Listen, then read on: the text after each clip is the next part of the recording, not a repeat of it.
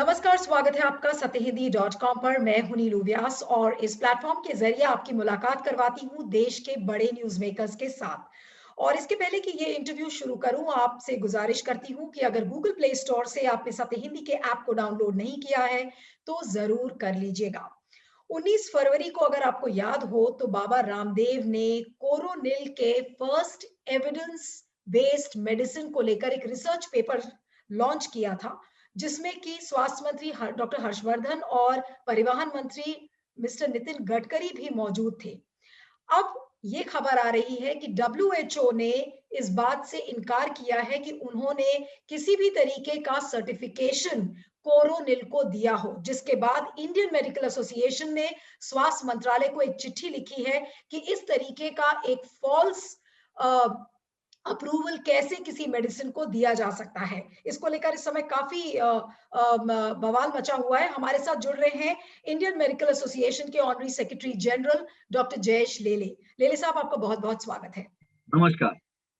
Doctor लेले, मेरा जो पहला सवाल है कि इंडियन मेडिकल एसोसिएशन ने जो चिट्ठी लिखी है स्वास्थ्य मंत्रालय को, आपने उस चिट्ठी में किन बिंदुओं पर अपना फोकस रखा है? क्या क्या चीजें आपने मांग की हैं?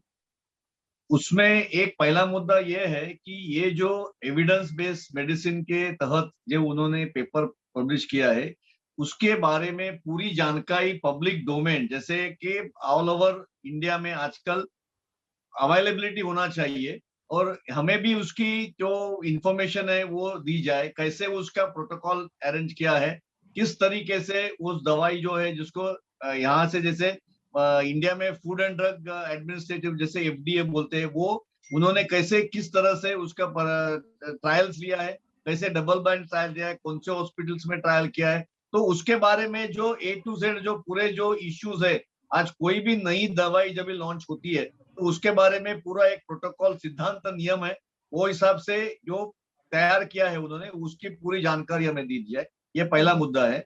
नंबर 2 जो है कि ये जो करने के जगह ये एक प्राइवेट कंपनी है आयुर्वेदिक, जो डॉक्टर आयुष मंत्रालय ने उसको परमिशन दिया है, तो उसके तहत भी आयुष मंत्रालय ने उनको क्या परमिशन दिया है, क्या उनका सबमिशन था, वो हमको दिया जाए।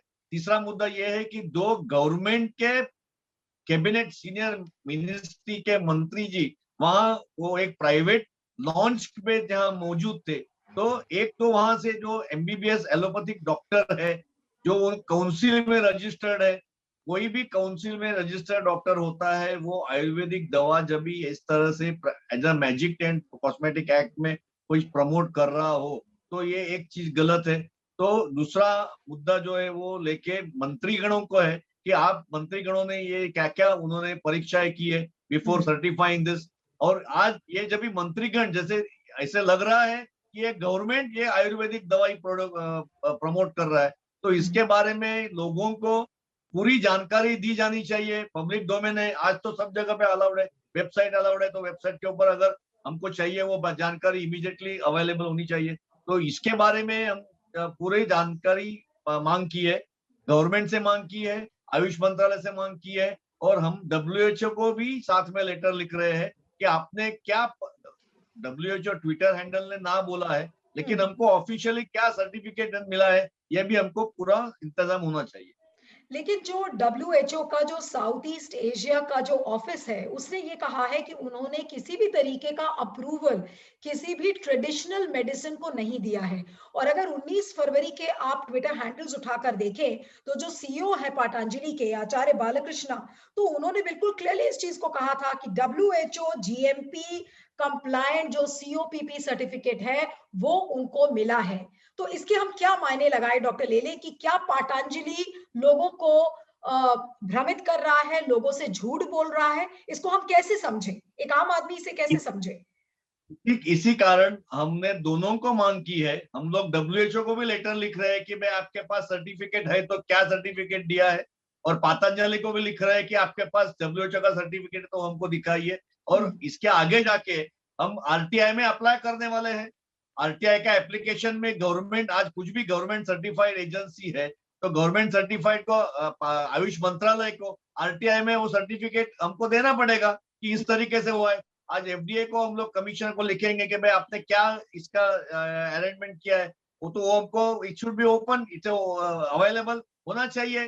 तो ये आरटीआई का हमारा सबमिशन 1-2 दिन में जारी हो जाएगा। लेकिन डॉक्टर लेली, आईएमए का जो स्टेटमेंट जारी हुआ है उसमें मैं ये भी देख रही थी कि जो नेशनल मेडिकल कमीशन है, आप लोग उसको भी लिखेंगे कि किस तरीके के जो एथिकल स्टैंडर्ड्स का की अवमानना हुई है। तो उसको लेकर क्या कहना है कि आप लोग जो नेशनल कमीशन और नेशनल मेडिकल कमीशन में जो जा रहे हैं, वहां पर आप किस चीज की डिमांड करेंगे? नेशनल मेडिकल कमीशन में कोई भी एलोपैथिक डॉक्टर जैसे वो हिपोक्रेटिक ओथ लेता है, तो हम्म। कोई भी मैजिकल ड्रग एक्ट वो फॉलो नहीं करना चाहिए, ऐसा एक रूल है। और डॉक्टर हर्षवर्धन जी हमारे जाने माने एक जमाने के ईएनटी सर्जन है, एलोपैथिक प्रैक्टिशनर है, डॉक्टर है और खुद हेल्थ मिनिस्टर है। तो उन्होंने ऐसी दवाई, आयुर्वेदिक दवाई प्रमोट करने के टाइम इसके ऊपर ध्यान देना चाहिए। तो एनएमसी को हम लोग यही लिख रहे हैं कि भाई ये जो एक एलोपैथिक डॉक्टर है, वो उन्होंने एक ड्रग का जो प्रमोट किया है, आयुर्वेदिक ड्रग का प्रमोट किया है, तो ये कैसे प्रमोट किया है? अगर वो आयुर्वेदिक, उन्होंने क्या पढ़ाई की है इसके बारे में? एलोपैथिक डॉक्टर को आयुर्वेदिक जिसको हम लोग क्रॉसपैथी के बारे में भी हम लोग दूसरी चर्चा कर रहे हैं, मिक्सोपैथी के बारे में भी चर्चा कर रहे हैं। तो ये जो चीज है, ये आज अलग टाइप के सामने आ रही है कि एक हेल्थ मिनिस्टर जाके कोई प्राइवेट कंपनी की दवाई लॉन्च कर रहा है। तो इसके बारे में ये अच्छा वही दवाई है, 6-7 महीने के पहले यही दवाई आई थी, उसको बंद करवा दिया गया था। जब भी आईएमए ने वही टाइम पे ऑब्जेक्शन लिया था, तभी भी हमने वहां के हेल्थ मिनिस्टर और गवर्नमेंट को कुछ पोजर दिए थे। आज भी हमने कुछ क्वेश्चंस उठाए कि ये हेल्थ का जो 7 क्वेश्चंस है उसका आंसर किया जाए। अगर वो सेटिस्फैक्ट्री है तो हम लोग देखेंगे उसका, क्योंकि कोई भी नई दवाई ये इसके बारे में पूरा जानकारी गवर्नमेंट के तरफ से आनी चाहिए। वो आज तक 3 दिन हो गया नहीं आई है इसके बारे में। लेकिन डॉक्टर लेले, जो मुझे चीज समझ में नहीं आ रही है कि जब पिछले साल जून के महीने में जब ये पूरी कंट्रोवर्सी हुई थी, जिस समय उन्होंने इस ये कहा था कि कोरोना का जो ट्रीटमेंट है वो कोरोनिल है और उसकी फॉल्स एडवर्टाइजिंग की, जिस पर आयुष मंत्रालय ने मना कर दिया। तो 7 महीनों में, 8 महीनों में, जितने भी महीने जून से या जुलाई से लेके और अभी फरवरी के बीच में ऐसा क्या हो गया कि अचानक आयुष मंत्रालय ने उनको क्लियरेंस दे दी? क्योंकि उन्होंने ये कहा है कि जो डीजीसीजीआई का ऑफिस है, ड्रग कंट्रोलर ऑर्गेनाइजेशन का ऑफिस है, उनसे उनको क्लियरेंस मिला है। तो ऐसा क्या हो गया अचानक कि पतंजलि को वो अप्रूवल मिल गई जो कि पहले नहीं मिली थी? वही तो हम लोग पूछ रहे हैं, क्योंकि वही तो हमारा कारण है, मकसद है पूछने का कि 7 महीने के अंदर आपने कौन से ट्रायल किए, कौन से हॉस्पिटल में ट्रायल किए और कौन से मरीज आपने देखा कि ये ठीक हो गए। अच्छा, दूसरी आज आज जो बोल रहे हैं एविडेंस बेस्ड मेडिसिन है, आज हम लोग रोबोटिक में जा रहे हैं, आगे बढ़ रहे हैं। और जब भी हमारे पास पूरी सुविधा है टेस्टिंग के लिए, रिसर्च के लिए, तो 7 महीने में उन्होंने क्या रिसर्च किया? क्योंकि एक वैक्सीन बनाने के लिए भी 1 साल लगा, उसमें भी कुछ कठिनाई आई थी वैक्सीन बनाने के लिए। और वो वैक्सीन बना के देने के लिए भी पूरा गवर्नमेंट ने वही प्रोटोकॉल लगाया। तो ये समझो वैक्सीन भी एक नई दवा है, ये भी एक नई दवा है। तो वैक्सीन, ये जो दवाई नया उन्होंने बनाया है, अल्टीमेटली कोई भी दवाई हो, सबको मान्यता, प्रोटोकॉल तो सेम होना चाहिए। तो 7 महीने के अंदर उन्होंने क्या ऐसा बदलाव किया है या दवाई के अंदर? क्योंकि आज के तारीख में कोई भी दवाई आप खरीदने को जाते हैं तो आपको ये दवाई के अंदर क्या क्या चीज है ये पूछने का हर आदमी को हक है। तो इसमें जो हमारे जो अनफॉर्चुनेटली, जब मैं बोलता हूँ कि जैसे गांव के मरीज है जो एजुकेटेड नहीं है, जो ये पहचानते नहीं है कि भाई क्या दवा है, उनको प्रोटोकॉल मालूम नहीं है, वो बेचारे दवा खरीद लेंगे। और एक ही दवा जो है वो प्रिवेंशन भी करेगी और ट्रीटमेंट भी करेगी और पोस्ट कोविड अच्छा भी करेगी। तो ये तीनों जो किस्म की दवाई जो एक साथ में है, तो हम समझते हैं कि प्रिवेंशन के लिए वैक्सीन है, ट्रीटमेंट के लिए कुछ वायरल ड्रग्स है और पोस्ट कोविड के लिए कोई अलग टाइप का दवा है जैसे एलोपैथी में मानते हैं। तो ये कुछ चमत्कारिक जो अगर क्लेम कर रहे हैं, तो उसका पूरा जो एविडेंस तो देना चाहिए ना सब लोगों को। वही तो लेकिन हम लोग पूछ रहे हैं। डॉक्टर लिली, जो ये बार-बार पतंजलि इस बात का क्लेम कर रहा है कि this is the first evidence based medicine, मुझे तो इसके मायने ही नहीं समझ में आ रहे हैं कि एविडेंस बेस्ड मेडिसिन वो कह रहे हैं, लेकिन किसी भी एविडेंस को उन्होंने उजागर नहीं किया। किसी भी, जिस दिन प्रेस कॉन्फ्रेंस भी की, तो उस दिन रिसर्च पेपर का कोई भी डिटेल आप देख लीजिए उठाकर, तो प्रेस में कहीं भी नहीं है कि उन्होंने कब ट्रायल किया, क्या किया, उन सारे प्रश्नों का कोई उत्तर नहीं है। तो ये रिसर्च बेस्ड एविडेंस को कैसे एंडोर्स कर दिया नितिन गडकरी और डॉक्टर हर्षवर्धन ने? ये गवर्नमेंट का काम है सोचना कि गवर्नमेंट जब ये एंडोर्स करती है कि आम लोगों को लगता है कि ये गवर्नमेंट का प्रोडक्ट है, गवर्नमेंट ने एंडोर्स किया है, अच्छा ही होना चाहिए, खरीद लेंगे। उसका इफेक्ट होएगा नहीं होएगा वो तो अलग की बात है, लेकिन आज के तारीख में आप जब भी देख रहे हैं कि लास्ट 15 दिन में केसेस तो बढ़ाव ले रही है, तो ये लोग गलत फहमी से ये दवा लेंगे और सोचेंगे कि अरे मुझे ये दवा अच्छी मिल गई है, मुझे कुछ होएगा नहीं, और यहाँ जाके आप देखने जाएंगे तो केसेस बढ़ने जाएंगे, तो इसके जिम्मेदार किसको ठहराया जाएगा? आज के तारीख में लोग वैक्सीन लेने के बावजूद भी देख रहे हैं कि वैक्सीन लेने के बावजूद भी किसी को कोरोना हो सकता है, और वो भी 1 महीने के बाद में दूसरा वैक्सीन लेने के बाद में वो रिसर्च ऐसा आया है कि कम से कम 1.5 से 2 महीने जाने के बाद में उसका इम्यूनिटी अच्छा हो जाएगा। तो ये तो क्लेम हो रहा है कि आज दवा ले लो और कल तुम ठीक हो जाओ। अभी ये कहीं भी आप आज हमारे इंडिया में ड्रग एंड कॉस्मेटिक में मैजिक ड्रग रेमेडी करके एक है, विच इज आज वो उसको प्रिवेंट करता है, लेकिन यही तो आज अगर आप एक्सपोज नहीं करो, आज वो पूरे ट्रीटमेंट की जो जानकारी है आज लोगों को नहीं पहुंचाओ, तो कैसा एविडेंस होगा? यही तो एविडेंस हम लोग मांग रहे हैं कि भाई हमको एविडेंस दे दो।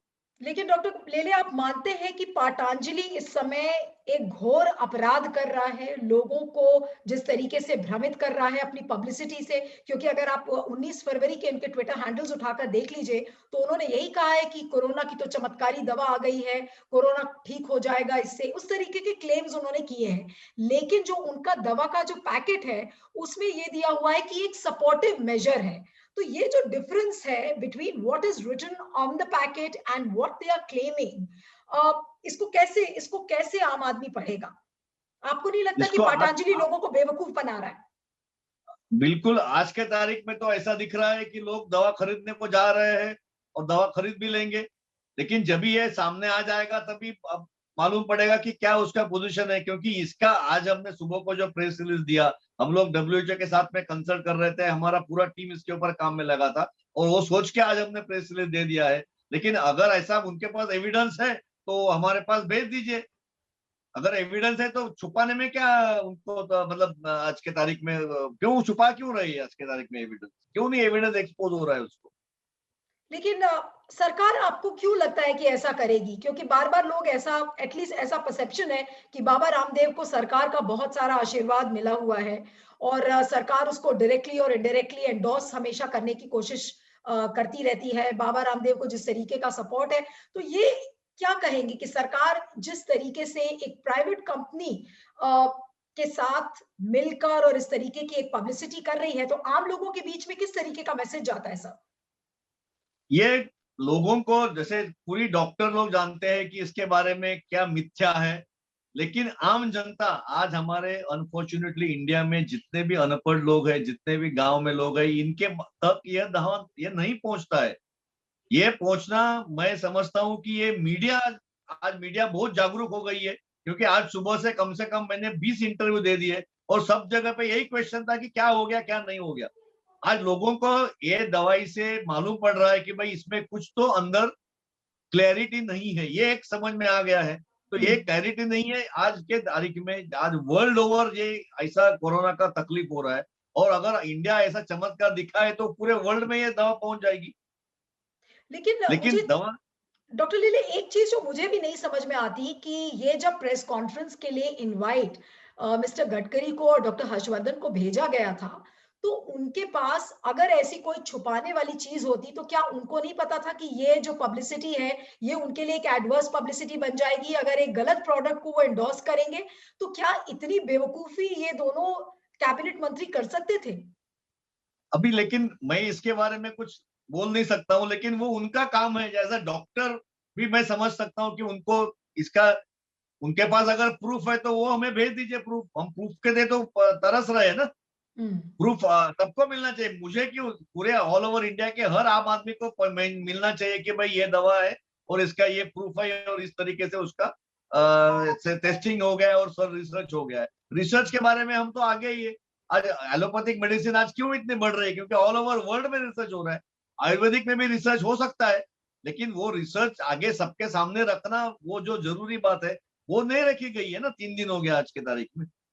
मुझे अभी भी याद है 19 फरवरी की जो प्रेस कॉन्फ्रेंस थी, उस प्रेस कॉन्फ्रेंस में डॉक्टर हर्षवर्धन ने कहा कि देखिए आयुर्वेदा की जो इंडस्ट्री है वो किस तरह से बढ़ी है कि पहले लोग 20 से 30% आयुर्वेदिक प्रोडक्ट्स को कंज्यूम करते थे और कोरोना काल के बाद और अब लोग 40 से 50% यूसेज बढ़ गया है आयुर्वेदिक प्रोडक्ट्स का।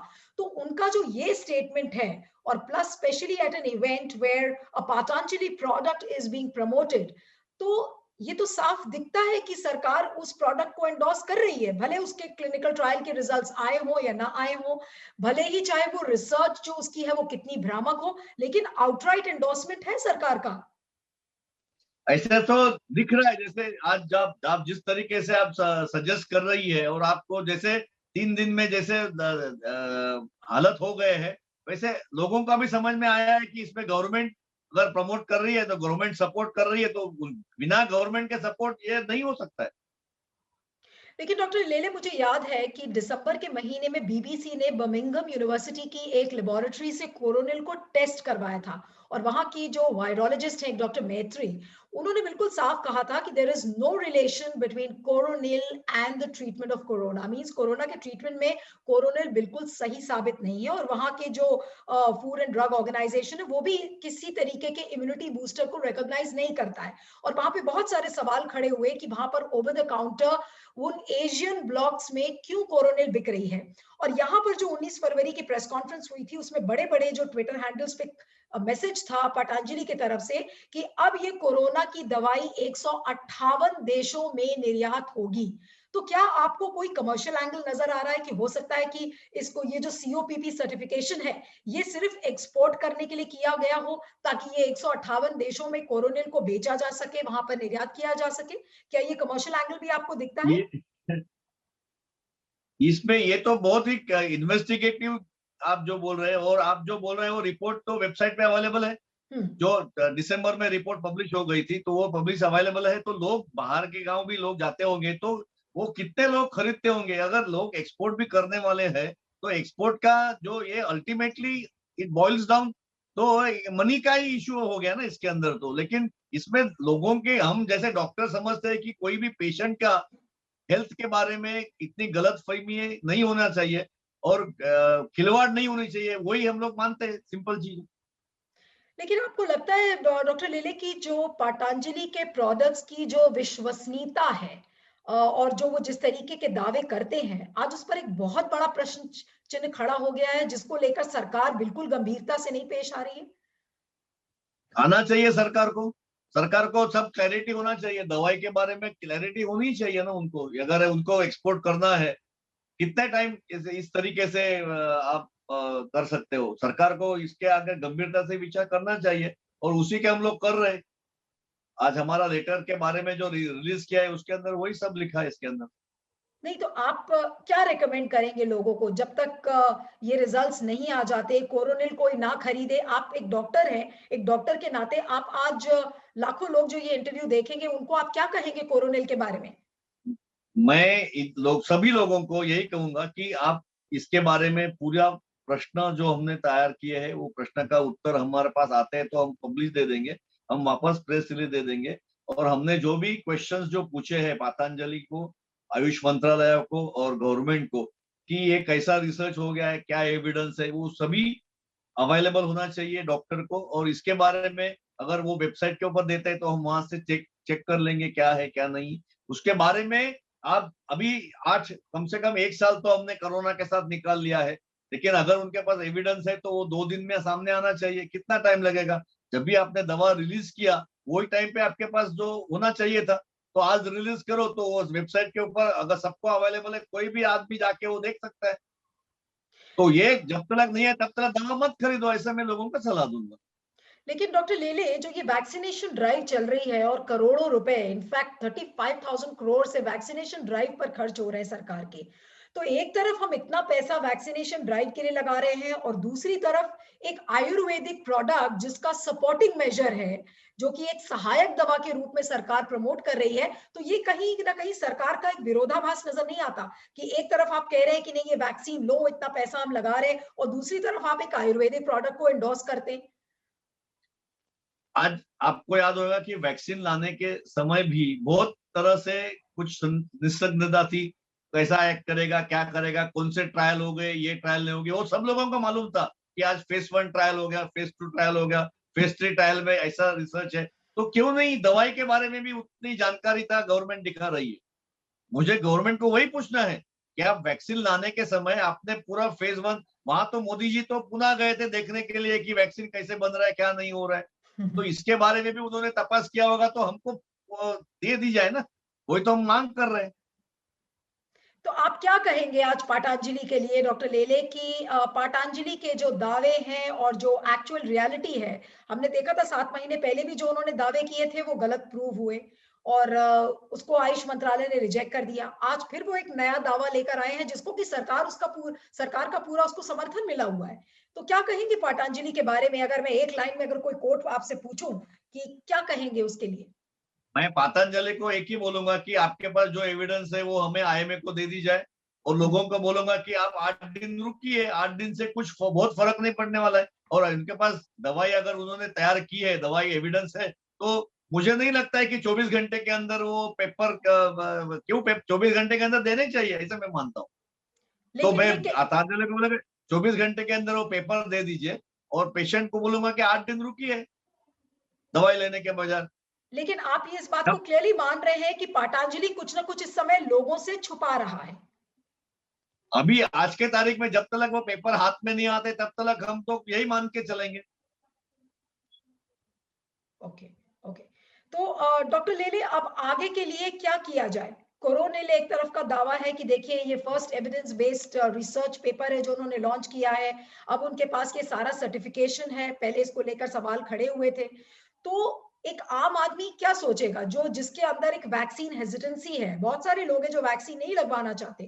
तो वो अगर वैक्सीन नहीं लगवाएंगे तो वो तो फिर कोरोनिल ही खाएंगे, कहेंगे इसमें तो सरकार का एंडोर्समेंट है। इसी को प्रॉब्लम है। इसके लिए अभी आपको याद होगा कि जब भी वैक्सीन आया था तभी हमने गवर्नमेंट का सपोर्ट दिया। पहले दिन से आईएमए ने रिलीज कर दिया कि भाई जब डॉक्टर लोग खुद वैक्सीन लगवाएंगे, और लोगों को थोड़ी सी आशंका थी कि भाई कैसा ट्रायल है क्या है, तो सभी आईएमए के डॉक्टरों ने आगे जाके पहले दिन वैक्सीन ले लिया और पेशेंट को बताया कि देखो मैंने वैक्सीन लिया है, आप भी ले लो। तो ये वैक्सीन जो अवेलेबिलिटी है, वैक्सीन का जो है वो इम्पोर्टेंस हम लोग समझते हैं, तो हमने गवर्नमेंट का साथ दिया। लेकिन जहां गवर्नमेंट बराबर काम नहीं कर रही है तभी वहां हम लोग अपोज कर रहे हैं। और आज लेकिन के तारीख में मैं वही बोलूंगा कि भाई वैक्सीन को जास्ती इंपॉर्टेंस दिया जाए, वैक्सीन के ऊपर आज इतना पैसा खर्च हो रहा है उसके ऊपर ध्यान दे दो। और अल्टीमेटली वैक्सीन खाने के बाद में आपको हर्ड इम्यूनिटी जिसको हम लोग बोलते हैं वो डेवलप होते जाएगा धीरे धीरे। उसकी भी कुछ लिमिटेशन है, टाइम है, लेकिन वो फॉलो करने के लिए हम वही प्रमोट कर रहे हैं। हम आयुर्वेदिक दवा प्रमोट नहीं कर रहे इसके बारे में। लेकिन आप इस बात को मानते हैं कि डॉक्टर हर्षवर्धन ने जिस तरीके से कोरोनिल को एंडोर्स किया है वो उन्हें नहीं करना चाहिए था, आपका कहना ये आईएमए का वही तो बड़ा प्रश्न चिन्ह है कि एक एलोपैथिक डॉक्टर होने के नाते, काउंसिल में रजिस्टर्ड होने के नाते, आज वो मिनिस्टर भले ही है लेकिन वो काउंसिल की ओथ तो ले लिया है उन्होंने।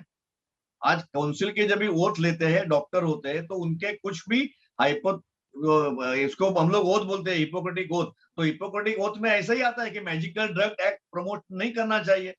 तो ये उन्होंने मिनिस्टर होने के नाते किया है। लेकिन ये आज कोई भी प्राइवेट कंपनी की प्रमोशन करना एक मिनिस्टर को, ये मैं समझता हूँ कि ये थोड़ा सा कॉन्ट्राडिक्टरी हो गया है इसके बारे में। लेकिन आपको ऐसा क्यों लगता है कि सरकार ने ऐसा क्यों किया? क्या सरकार का कोई वेस्टेड इंटरेस्ट नजर आता है पातंजलि को सपोर्ट करने में या पातंजलि को समर्थन देने में? वो कैसे हम लोग बोल सकते हैं? How can we do that? That is a common man. एक वही प्रश्न चिन्ह कॉमन मैन को पूछना चाहिए ना, क्यों सरकार कर रही है। Okay, thank you so much doctor Jayesh लेले, आप हमारे साथ सत्य हिंदी में जुड़े। और आप सभी दर्शकों से गुजारिश है कि अगर आपने ये प्रोग्राम देखा है तो आपके फीडबैक का मुझे इंतजार रहेगा। बताइएगा ये इंटरव्यू डॉक्टर जयेश लेले के साथ कैसा लगा। और चलते चलते आपको याद दिलाना चाहती हूँ कि गूगल प्ले स्टोर से अगर आपने सत्य हिंदी के ऐप को डाउनलोड नहीं किया है तो जरूर कर लीजिएगा। एक बार फिर से डॉक्टर जयेश लेले, आपका बहुत बहुत धन्यवाद, आप हमारे साथ जुड़े। Thank you so much. आप बने रहिएगा सत्य हिंदी पर। Thank you so much. सत्य हिंदी का ऐप डाउनलोड करें गूगल प्ले स्टोर पर।